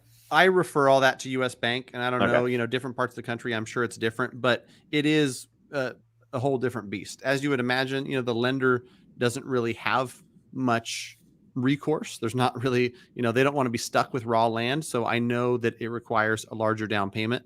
And from what I've heard, 25 or 30% is kind of the norm or the minimum down on land, but not super familiar where I know what the specific criteria is. But my guess would be, you're going to have some ability to repay, some income to show to qualify for that land, because once you purchase land, there's not going to be income coming in from it. So the lender wants to know you're able to pay them back. All right. All right, here we go. Just recently got current on my mortgage. So beast mode, probably need a little bit more information here. Did you miss payments? Were you on forbearance? What happened? But how many on-time payments do I need to refinance? So, if you were in forbearance, I think you need 3 on-time payments. Is that still the case? With 3 in a row? Some lenders you can come out of forbearance and right away you can refinance. Okay. Now what if? Go ahead. Sorry. No, that was the gist of it. Is some 3, some 0. But what if I just missed a mortgage payment? Wasn't on forbearance. I have a 30-day late or a whatever on my credit report. Now I'm current. How long do I have to wait to refinance after that? If you had one 30-day late in the last 12 months, most lenders are going to say, if you can get the automated system to give you an approve eligible, Mhm. we'll do that loan. And every lender's different. You know, me and Josh have 50, 60 different lenders we're signed up with that we can send loans to. You know, some of them will have a max of 1 30-day late in the last 12 months. Some say, you know, no more than 2 30-day lates in the last 12 months. Some lenders want you to have 12 clean months of payments before they'll lend to you. But from what I've seen, what they all agree on is the automated system has to give you a yes. And you know, the more hairy the credit is in general, right? If you got perfect credit, you miss one payment and now you're current, it's probably going to give you yes. If you miss 2 payments and you've got other stuff you miss payments on and your credit score is 592, it's going to be harder for you. So yeah, depending on the whole scenario, talk to a good local mortgage broker and have them, you know, put a file together. I've had this scenario come up quite a bit. And my thing is always like, let's take an app. Let's see what you know, the automated underwriting system says. And if it gives you a no, we'll put together a plan and get you, you know, paying it on time and retry it in 6 months or 12 months. There you go. Good answer. And hey, if you're in there putting comments in, guys, just put them once, right? If you're putting multiple comments, it makes it harder to get to the actual comments, right? You're just making it worse to get to the original comment that you put in. So just hang tight. And we'll try to get to it if we can. There was a good question here, and I just, because I went off on a tangent there, I lost it. It was from, oh, here we go. White boy. I just bought a house here in California for a really good price, and I have about $100,000 in equity. What should I do with the equity? Nothing. It's equity. You don't have access to it, right? It's like a stock, right? Your stock goes up in price. You can't do anything with that. The appreciation, if you will, in that stock price, unless you sell it. Same thing with your house, or you have to do some sort of cash out refinance and pull it out. But I would say, why do you have to do anything with it? Leave it in the property. Yeah, that's how you build wealth over time. Right. Right. It's like a forced savings. Exactly. And what people don't understand is, let's say you bought the house at 400, you put 20% down, so you owe 380, and it went up 100,000. So now it's worth 500. Realize that lenders aren't going to allow you to go higher than 80% loan to value when you're doing a cash out. So even though you've got, you know, in this case, you owe 380 and it's worth 500, you got 120,000 in equity, you only have access to 20. And once you pay, you know, fees and whatnot, really your cash out refinance is $14,000. So 80% of the value is your max loan amount. And so, you know, I've got this so much, Jeb, that I think it's probably valuable to share here, is people confuse that 80% loan to value with, oh, I can pull 80% of my equity out. And so in White Boy's case, let's say he owes 400 and it's worth 500. He owes 235. It appraised for 320. Okay, right. And so it appraised for 320. The max loan amount is 320 minus 64. Where's my calculator? 56, 256. Yep. 256 is his max loan amount. So what is he? Pull out 21,000. Right. Minus fees. 15 grand is what he can get out. So yeah, you don't have access to that because lenders aren't going to allow you to go to 100% of the value. So like Jeb started with, it was a good first instinct. Leave it alone. Can't really do nothing with it. So good job on getting a great deal, and sit back, relax, and watch the equity increase over time. Yeah, and then so Linda has a question that's kind of related to it. What if my equity goes away in the next year? What if your monthly payment's not going to change? Right. Right. And that's in the last couple of years where people are afraid of buying, and I'm still buying rental property. I got in contract on something today. Whether it goes up, down, or sideways is less important to me. On a rental, I've got a fixed payment and I've got rent. On my primary residence, I've got a fixed payment that I can afford and I'm comfortable with, and it fits into my family's budget. Whether my house is worth $725 next year or $590, it's not going to really affect me, right? No, and absolutely. So, that's where I think, some of it can get into people's heads. And that's even happening with people buying, like, oh my gosh, I don't want to pay $620 if this place appraises for $610 because, I'm paying $10,000 above what it appraised for. Well, if it's a long-term investment, like what it's worth this year doesn't really have that much of. It's more, does that monthly payment fit in your budget? Is the house in the neighborhood where you want to live and where you're, want to send your kids to school? Those are the more important questions than like, if I have 60,000 equity this year, what if I have 100 next year? I only have 20. No, absolutely. Agreed. Armand has a question about jumbo here. Do you need to have 36 months reserved if your total lien? Oh no, never mind.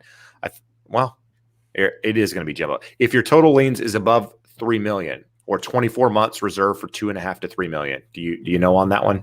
It's gonna vary lender by lender. And what I've seen coming out of the pandemic is there's more and more lenders opening up jumbo, meaning more products, more variations, and a lot of them that are doing 10% down on purchase and whatnot.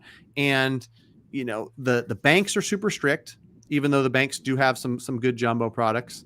And then you've got different wholesale lenders that me and Josh can broker to. Some of them want 12 months reserves, some of them want 24. And sometimes it's dependent on your credit score, sometimes it's dependent on loan size, but it's going to vary. No, absolutely. Michael actually gave us $10 to tell Josh to buy another boy band shirt from the 90s off the discount rack for next week's show. Oh. So I will tell him. Actually, Josh is going to be he might be back next week. So he recovered from COVID. I took a week off. Oh, shoot. I was in Yosemite, and then he's got shoulder surgery coming up. So he's going to be down for the count. We're going to have to find a permanent replacement. Well, I can take his place, and then I'll just ride off in the sunset when he's back. But there you go. That'll be awesome if people can all jazz him up when he gets back. Just act like they like him. Constantly razz him up about not having nice shirts as yeah, I know he's gonna love it. I'm gonna replay this multiple times tomorrow. Hopefully he's recovered for the biggest mortgage broker conference of the year is about 3 weeks from now in Vegas. So he's got to. No, he won't make it. I don't think he'll make it. Oh, because of a shoulder surgery? Yeah, shoulder surgery. Yeah. Ah, shoot. Anyway, yeah. Amir is asking, can you use future rental income to apply for a loan? Matt. Yeah. I mean, that we went through it where basically you're using the projected income and it's the rent survey on the property you're buying. So if you're buying a rental property, you're going to get an appraisal and you're going to get a rent survey.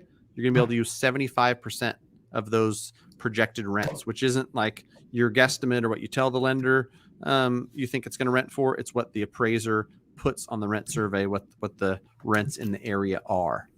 Got it. All right. So we're struggling here for a moment because my mouse went dead. So let's see if it there we go. All right, we're good. We're back in action, guys. We're back Technical in action. difficulties. All right. Let's see.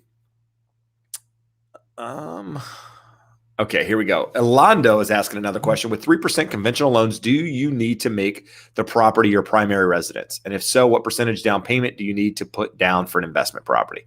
With 3% down, for sure, it's got to be your primary residence. And that's if you don't have ownership interest in any other properties in the last 3 years. If you do, then conventional wants you to have 5% down. If you're buying an investment property, conventional wants you to have 20%. And with the vast majorities of investors I work with, 25% is the magic number because the interest rate is about 0.5% lower. And so, 20 min, 25 ideal. And sure, there's some non-QM products out there and there's some, obscure 15% down and stuff, but the conventional loans, the good stuff that you want is 20% minimum. There you go. And Michael mentioned Josh a moment ago. So no, he recovered fully. He's good to go. He's actually at a fantasy football draft tonight. So that don't give him too much leeway. He skipped out on you guys to go draft fake people that just exist on paper. I guess they're real people, but yeah. I stopped paying attention to football I a few years ago. It requires too much time to do flag. Not to do flag football, to do fantasy football. Yeah, I was a very bad league member, and I felt bad. My buddies just told me, like, bro, like you got to set your lineup every week, and I'm like, all right, I better just stop doing this because it takes a lot of time. Yeah. You got to be ready for it. Someone asked a question a moment ago about two individuals. Here we go. Stacy. engaged and want to buy. Can you share ownership if you're not married? Absolutely. Don't need to be married to own a property together. So you're completely fine to buy a property. Just understand that, you know, how you decide on title of that property dictates a lot of the future of that property if something goes sideways or something happens and what have you. So just focus on that. But yeah, you're good to go. Let's see. You see anything there, Matt? Let's see. I'm looking. Just tell people to move to Georgia. It's cheap out here. All right. You know, the people in Georgia are probably pissed because everybody else has driven up their prices. My mom lived in Atlanta in like the early 2000s, and I could not stand the humidity. Oh, dude, it's tough. I'm from North Carolina, for those of you don't know, so I know humidity all too well, and it's brutal. Yeah, it is brutal. I'm paying the California taxes, and I'm dealing with the negative parts of California because I like the weather. No, absolutely. Agreed. Arthur is asking, what if I put down 90%? How difficult to get a loan for the rest? So even if you put down a large majority, you still have to qualify for the loan, right, Matt? Right. It doesn't just depend on down payment. Yeah. And this is a common question. So it's a good one where people are like, hey, listen, I'm putting 50, 60% down and I've got 800 credit. What's the problem? Well, the problem is that loan guidelines are black and white. It's just like, you need a debt to income ratio of this. You need ability to. I don't think you can say that anymore. What's that? Black and white. You can't say that anymore? I'm kidding. Everybody's got to be included, bro. Come on. We're in a different world. So, yeah, Matt, the mortgage guy, is getting canceled.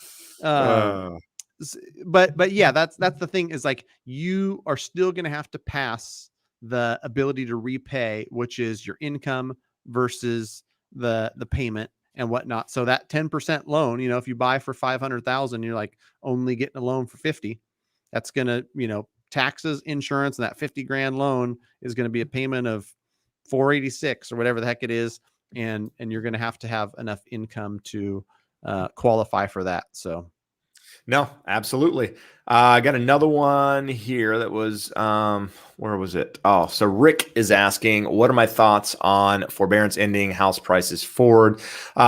Forbearance ending is not really going to do much to the market, in my opinion. I've been saying this for 18 months. And it's even proven to be less of an issue than I even ever thought it would be, just because the lenders are doing things to work with people, right? I mean, they've introduced 40-year mortgages for some of these servicers to allow people to change their loans. They've also allowed, in some cases, cutting the principal balance by 25%, adding that to the missed payments on the back for a partial claim. So they're doing a lot of things to help people stay in property. So I think it's going to be less of an impact. Yeah, you'll have some. I talk about this all the time. You're going to have some of it. You're going to have some people that just avoided it completely, don't want to deal with the conversations, the communication, and there are going to be some defaults. It's not going to be anything that's going to change the environment, so to speak, in my opinion. House prices. I mean, we talked earlier about, the home price index expecting about a 3% year over year increase. I think it's 2.7% from CoreLogic from this July to next July. I think that's reasonable. It's hard to say, right? It's hard to say where prices are going to go. I don't think they're going to move very far in either direction. And by very far, I would say 5%, 7% year over year. I don't think you're going to see much more than that. I don't really think they're going to go down. I think more sideways to upwards movement is what you're going to see. And I don't think you're going to see anything super crazy. But again, no one expected 18% year over year from July to July either. Especially not CoreLogic. They were a little bit off. But yeah, I agree with what you're saying. And that whole forbearance thing, people pointed at it and said, oh my gosh, we're going to see a crash because of forbearance. The numbers come out every single month. And it's like, these loans are performing. It's not, impacting the market. It's not turning into a bunch of foreclosures. The CFPB came out and basically gave guidance to the servicers, told them we're going to have avoidable foreclosures.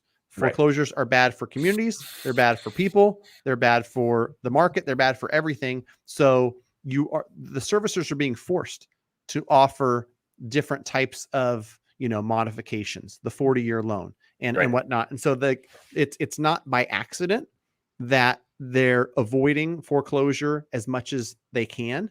And so they're providing options to people to where they're maybe even overcompensating. They looked at the past and said, oh, that foreclosure crisis was kind of a disaster. Let's avoid that. And so maybe even, there's too many options. There's too much being done. But, whatever the case, it's not going to affect housing prices moving forward, in my one little Math and Mortgage guy's opinion. All right. So we got a fellow YouTuber on here who's much more successful than we got a star. Yeah, than Matt and I combined. I mean, we could combine us and we're not this successful.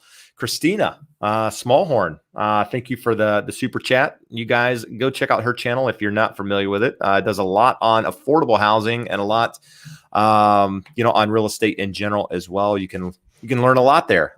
In fact, I think I am going to see her at the end of the month. She's going to be here in California. So at Vid Summit, I'm gonna head up there and watch her speak. And I'm gonna yell in the background. Just where is that going to be at? You said head up there. It's in LA. Oh, okay. So, okay. What, 30 minutes north of me? When you say up and you're coming to California, I'm like, is it going to be up near me? But yeah. No, I was just up near you. Well, kind of. I went to Yosemite, so I drove up near you, but not directly by you. But yeah. Anyway, cool. And if you guys want to see Christina on a show, a live like this, comment and let her know. And then she's 3 hours ahead, I believe. I don't know. Is New Orleans 3 hours or not? New Orleans, Baton Rouge. I might just be butchering this. Sorry, Christina. Somewhere in Louisiana. So she's either 3 hours ahead or at least 2 hours. So you're live at 5, would be 7 or 8 for her. But yeah, that's prime time though. If Josh needs to call in a replacement while shoulder's hurting, see if you can call in Christina. All right, there you go. All right, let's move along. So thanks, Christina, for joining in and popping your head in. Appreciate it. Let's see what we got here. We got a lot of questions on rental income. A lot of people are talking about rental now. So here's another one. We're just going to talk about rental income a little bit more. So how do you show rental income on an existing home to purchase another home as a primary resident? So I'm selling my existing home, Matt. I'm going out to buy the new one. Are they going to do that rental survey on my existing home, or am I able to document something showing previous rent and or a rental agreement or estoppels or something to verify that rent? Yeah. And that's something where, you're not necessarily always going to have a lease in place. But sometimes I've got clients that are like, okay, my cousin's going to move in, they're going to pay $2,000 and I've got the lease in place for that. But it's departing residence income where you're going to be able to use 75% of it, like we talked about. And as far as showing it, they're not going to do a rent survey. I'm trying to think of what we've shown besides a lease agreement. I know a lease agreement gets slid into the file more often than not. Well, if it reports on your properties, if it reports on your tax returns, right, they're going to take it directly from your tax returns in that case. In the case where you don't have that, there's obviously some, either a rental agreement or some form of documentation provided to show where the rental income is. And you might even be able to get a rental survey on a previous, I don't remember on that. Yeah, one. It sounds too like people are just like, I'm moving out of this and I'm moving into the next one, which seems to be kind of a popular thing. I think it's an awesome idea. And in general, for anybody listening who's thinking about, how to add their first rental property to their portfolio, sometimes it's by moving your primary, right? You move out of the house you're currently in, and if it works as a rental property, then you've got great terms on that. You go buy a new primary and you're going to get great terms on that. And the departing residence becomes your first rental property, which is exactly what I did. I bought my first house in 2006 as my primary, lived there, and then I moved out a decade later. That became a rental property, which is now, producing monthly cash flow, paying down the somebody else is paying it down. Right. Paying down the principal. And then as much as I looked around in 2011, all my neighbors that were foreclosing for half of what I paid, I was patient enough and I held on to the stock long enough to where now I think for fun, I let Zillow throw an offer at me. And I think it was something like $555. Even though people might say, oh, you bought it in 2006, you bought it in the peak, you're a fool for buying it for 345. Well, it's halfway You said paid it off, earlier. and it's You worth know, don't wait to 555. buy real estate and wait, right? Yep, exactly. There you go. Michael's got a good question here for those that are thinking about an FHA loan, right? Or not familiar with FHA and any renovation type loans. What's the difference between a 203K with FHA, Matt, and a regular regular FHA loan? Sure. An FHA loan is the regular one is just a 3.5% down, and you're going to buy it as an owner occupant. You're going to put 3.5% down plus closing costs. The 203K loan, there's actually a couple different renditions of it. There's a streamline, and then there's a full FHA 203K. It's a renovation loan that is used when you buy a property that might need some work. And in the case of the streamline, I don't know if the number's 20,000 or 30,000, but if it's less, I think the number's 30. If it's less than 30,000 in repairs and there's nothing structural, you just are buying a property. You're like, hey, listen, I've got to repair the deck. We're going to redo the flooring. We're going to put a new roof on. That's probably it, right? Your 30 grand is spent, right? And it rolls into the loan. And, you know, there's some different things. So you definitely want to use a lender that does a lot of these. I'm not your guy for 203Ks. Right. No, I know other understood. people at the brokerage where I would refer it to, because like with any loan product, you want to talk to somebody who does a lot of them. Somebody comes to me and they're talking 203K. They're talking, down payment assistance. They're talking some of these things that I've only done a handful in my career. I kindly, refer that to somebody else, knowing that it's in the client's best interest. But, that's the gist of it is that stuff will get the repairs will be done during the process, and that amount will get rolled into your loan. And then that full 203K that's above 30,000, there's some extra, hurdles for qualifying, but you can get, a wall moved. You can put a bathroom in, you can do all kinds of stuff with it.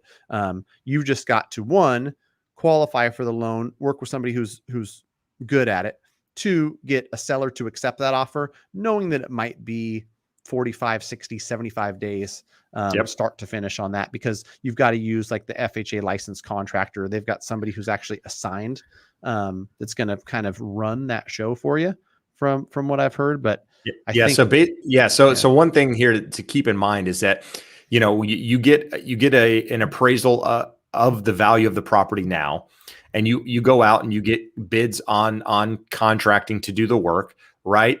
You take those bids back, and obviously with those bids, say it's 30K in the case that Matt mentioned, if you bought the property for 250, the new appraised value with those upgrades that you're doing, those $30,000 that it's costing, the property has to appraise for at least 280 based on the new appraised value. So you're going to get an appraisal as is and an appraisal with those repairs completed. And that's how the lender is going to decide if they're going to move forward with the loan or not. Now that adds a whole different element into the conversation. And like Matt mentioned a moment ago, is that, in this market, are you able to find a property that needs all of this work, or maybe it doesn't really need that work, but either way, are you able to find a seller that's willing to accept that offer, and wait, potentially 60, 90 days to go through that process? Because, there's things that need to happen in order for that loan to come to fruition. And then the difference, obviously, just the regular 203 or the regular FHA loan is just for purchasing a property, 3.5% down. You're not financing any of the potential repairs into the property, right?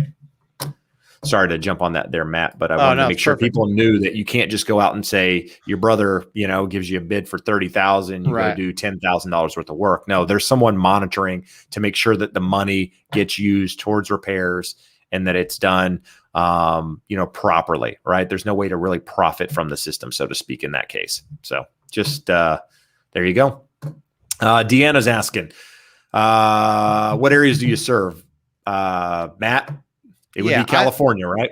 Yeah, I'm in California. I don't want to step on Josh's toes. He's you're here, my friend. So, but yeah, I'm a broker just like Josh, and I'm licensed in California. And so, the cool part about being a lender is, I don't have to reside in the same city, right? I can lend absolutely in LA and San Diego and San Francisco and San Jose, doing loans all over this beautiful state.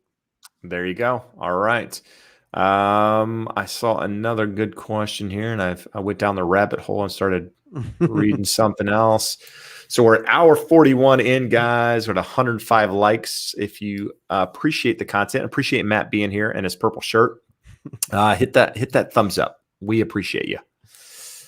Let's see here. We got a lot of people thanking us, which we appreciate you guys being here. And asking questions. That's what makes the show go on. Yeah, that's what makes the show go on. Without you guys asking questions, it would literally be Matt and I talking, and I think we'd probably be bored to death at this point. Yeah, we'd know everything about each other. Probably have a good conversation, but it's good, like you talk to somebody regardless of what profession you're in, when like every day is different.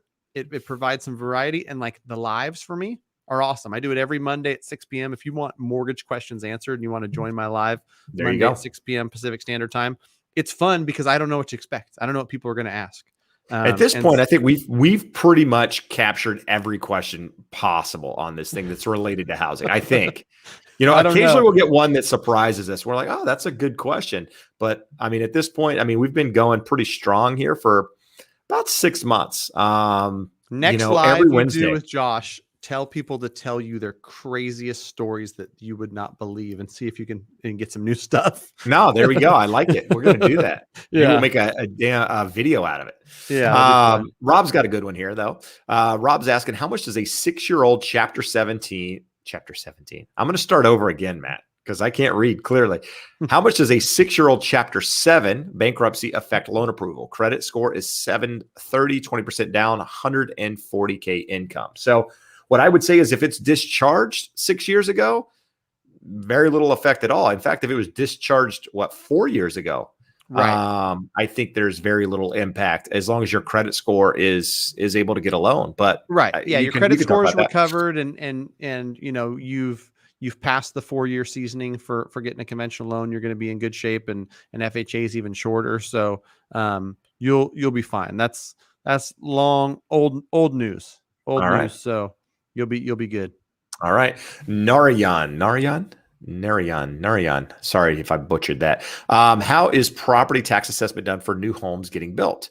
If I were to buy a $1 million home in Folsom, will I straight up start paying the home price plus 1.25% plus Mello-Roos after closing? Not exactly, but somewhere similar to that. So it's not necessarily 1.25%, right? It's the state of California. It's 1% of the purchase price, but with some of the bonds, some of the infrastructure, the Mello-Roos that's added in some of these new constructions, it might equal 1.25%, or it might equal 1.5%. Whatever right. That is, that's what you're going to end up paying post-closing, right? Times your purchase price is your tax basis. Now, if the tax basis in that area is 1.25% with all of that stuff plus Mello-Roos, then yeah, in theory, that's what you're going to pay. The lights just went off. There you go. You're going to break that number down, multiply it by the purchase price, divide it by 12. That's how much you're paying every single month. Yeah. And Folsom is where I'm at right now. Yeah. Live in Sacramento. Folsom is where my office is at. Very, very nice area. 1.5 is probably a good estimate once you add in that Mello-Roos. So yeah, you might be paying $15,000 a year in property taxes on that $1 million home. Nice place to live, but you're gonna pay that $1,250 a month or whatever it is in property taxes to live there. There you go. That's it's a little less here in SoCal. It's like 1.1 where I am, just over 1.1%. Yeah, most areas are going to be 1.1 to 1.19. We just guesstimate 1.25 because and that's what I did too when I was different assessments at different places. But then that Mello-Roos, they'll get you. There's a bunch of new building going on in Folsom, and so got to pay for those schools and those parks somehow. All right, there you go. Exactly. No, that infrastructure, Mello-Roos sucks, but you know what? It provides nice amenities for the build out in the city and all that. So it sucks. It will eventually go away, but you're probably 25, 30 years out. All right. Let's see here. Guacali.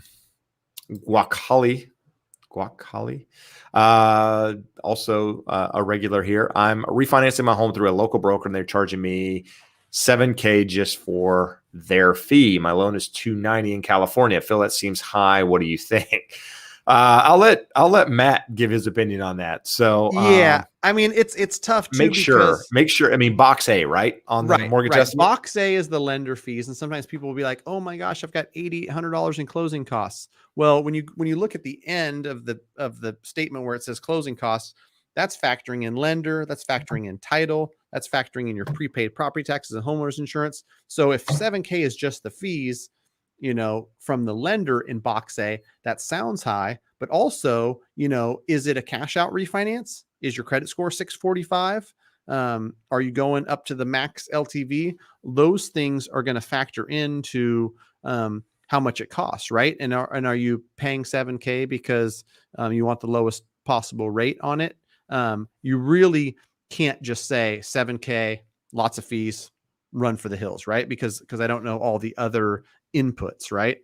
It might be a great deal. It might be that you're getting 3.5% on a cash out refinance and you've got a 692 credit score and 7K is just a smoking deal.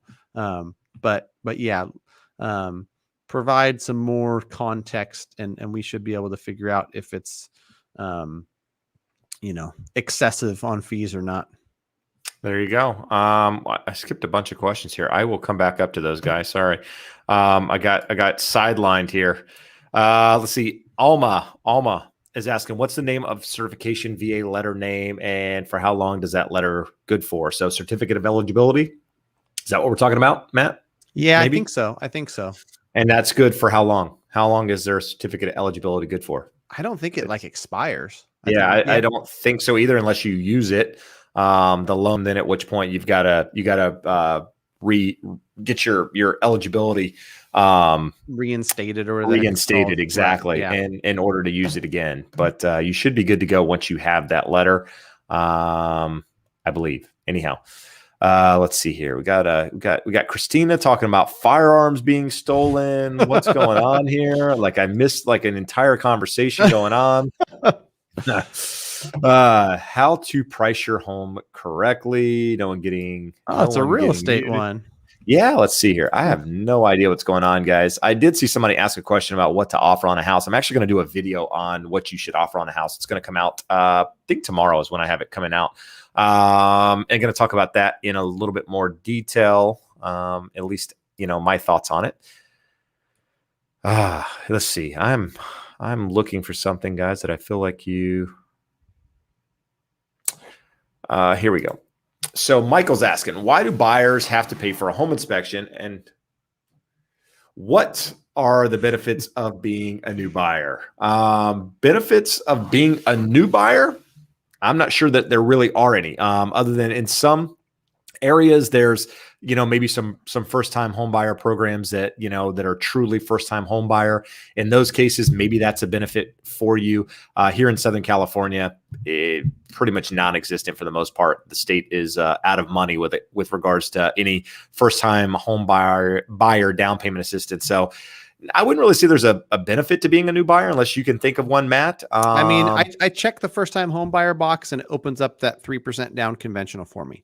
Okay, that's really about it. And I was on a call earlier with some loan officers that were in Ohio and Utah, and I was knocking down payment assistance because, like you said, California is out of money. The only down payment assistance that exists comes at a high price. So you pay higher fees, you pay a higher rate. I'm just not a big fan of it. But it depends on where you're at, because the loan officers I was on the call with talked about some product that's a down payment assistance product for first-time buyers in Kentucky, where they're getting the market rate. There's no extra fees. They're getting some assistance and whatnot. So, depending on the state, get with a broker that knows your state and knows the programs. There might be some programs available to you. The only thing to be weary of is it's not free money in most cases. And that's where people are like, oh, what program's available to me? And it gets wrapped in this veil of like down payment assistance. This is to help you out. Well, if helping you out is leveraging you up to 105% and charging you fees and putting a second loan, a third loan on there that have to get paid off in order to refinance in the future, that's not necessarily a gift you want to accept. So, Yeah, that's my warning. And that's all I'll say about that. I won't badmouth it too much. Absolutely. But on the second part of that question, why do buyers have to pay for a home inspection? Because you want to find problems with it, right? The seller doesn't want to pay for a home inspection in many cases, right? Because it's introducing problems to their house. As a buyer, you want to verify and know the condition of that property when you purchase it. Therefore, you're paying for someone to inspect it on your behalf. And quite frankly, that inspector's there to find problems for the most part, right? Whether it's a code violation, whether it's something that's changed over time, whether it's cosmetic, whether it's structural, whatever it is, you're paying that inspector to find problems. Therefore, it's your responsibility. Now, you can say that you don't want to have a home inspection and not pay for one, but I feel like that's a recipe for disaster. I definitely recommend having a home inspection in every case, really. I mean, having something to verify the condition of the property. We talked about it earlier. It's worth the price for admission. All right. Stock for Apes is asking, looking to put my house on the market, how do I find what price is competitive? I would say talk to a local real estate agent. Maybe talk to a couple local real estate agents. Get an idea of value from a couple different people. Typically, homeowners have an idea of the value of their house. I mean, when I go into a listing presentation, one of the questions I ask the homeowner is, "What do you think your house is worth?" Because if you're a homeowner and you're thinking of selling your property, chances are you've been looking at websites, you've been going to open houses, you've been following the market to some extent to get an idea of where you think the value of your home is. Some people are super realistic. Some people are not. But I always have my number there too. So it's not like I'm asking them and then changing my number based on that. It's, we're comparing numbers, so to speak, to see if we're on the same page.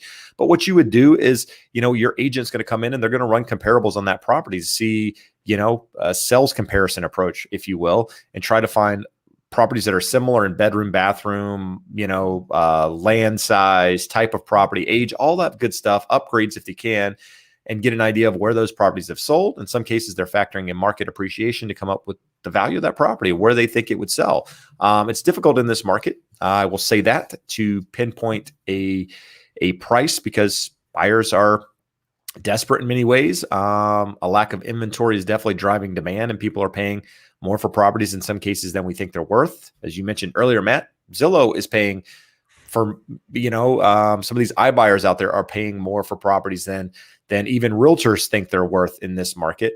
So you never know what somebody's going to pay. It's, a price is what somebody's willing to pay for it. And so in that case, a couple ideas of value and then putting it on the market. And at the end of the day, the market's going to drive the price, right? You're going to find out real quick if you're right or wrong. Either it's the upside or the downside. And that's the easiest way. Yeah. Go ahead. I was going to say, I got a quick question for you, because it just sparked, I'm interested to know your take as an agent, what you do in a scenario where, you come to my house and buyer or owners are always like, my house is, they got an emotional attachment, or they think it's worth more than the best house in the neighborhood, man. Right. And so you've done your research beforehand and you're like, this one sold for 810, but it's 300 square feet bigger and it's nicer. This one sold for 760. It's about in the same condition, but it's slightly smaller. And so like this thing should be priced at 775, 779. And that's where, you're going to get enough eyeballs on it and maybe it sells for a little bit higher. If I'm a seller and I'm like, I can get more because that one sold for 810 and my house is on a better street. That one's around the corner and it's next to a fire station, whatever it is. Right. And I'm like stuck on 825 or 850. And you just know that, like, we're listing it at 825 or 850. I mean, and here's the reality, right? I don't dictate the price. I give you my opinion of the price. Yeah. Of where I think the market will respond. But I'll tell you, I've been wrong. Right. I've been doing this nearly 20 years. I've been wrong. I mean, I recently sold a property here locally that, it was unique in the sense that it was a single level home in a nice gated neighborhood. And we're talking a big price point here. We're talking over $2 million. I thought the property should be priced somewhere between 2.3 and 2.4. That's real based on the last sale, the last closed sale of that property. Similar model, or actually same model, in fact, just different upgrades. The other one was a little bit more upgraded. Mine was in a better location. Nevertheless, I said 2.3 to 2.4. Client wanted 2.5. Said, hey, listen, 2.5. That's where we'll list it. I said, but understand, if we're not in escrow and we're not moving, we're going to have a conversation about price, right? I mean, that's the reality. But at the end of the day, you drive the price. I'll do my best to sell it. Had 2 offers at 2.5. Wow. Within 2 days. Yeah. So I was wrong on my valuation of that property, because you don't know what buyers are willing to do, especially when you have something unique. Single level doesn't sound unique, but in a market where, a lot of homes around us are not single family and people want them, and there's not a lot of them, and it's, in a nice neighborhood, all the good stuff, people are willing to pay for it. So yeah, you as the seller, you drive the price, but I can tell you that if it's not moving, or I don't think we're in line with what the market's doing based on feedback and whatever, we're going to have that conversation. So that's it, man. We'll answer a couple more here. Let's see here. Michael had a good question. He didn't say I am. He asked a question. He said, am I allowed to have more than one bid on the table if I'm interested in more than one properties? What is my responsibilities of my realtor? Blah, blah, blah. Yes. Yeah, absolutely. I mean, especially here in Southern California, some states may not allow that. Here in California, because there's, you don't have a confirmation until, an offer is accepted, money is deposited into escrow. Theory, you could offer on as many homes as you want, and all of them could get accepted, and you could decide which one you want to move forward with, or none of them, or what have you. But understand, you have to have a realtor that's willing to do that. Some agents, don't want to put in multiple offers with the same client with multiple people, because if they do get accepted, they're in a position where they have to pull out, and reputation. There's a lot of things that can go along with that. But at the end of the day, to answer the question, yeah, you should be able to put an offer in on more than one property at a time.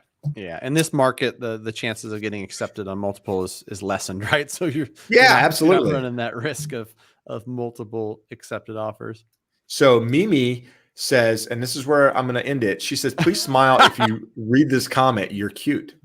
This is probably like my mom or my grandma. Come clean. Who are you? To end it on. Yeah. Guy, I noticed there's no picture there.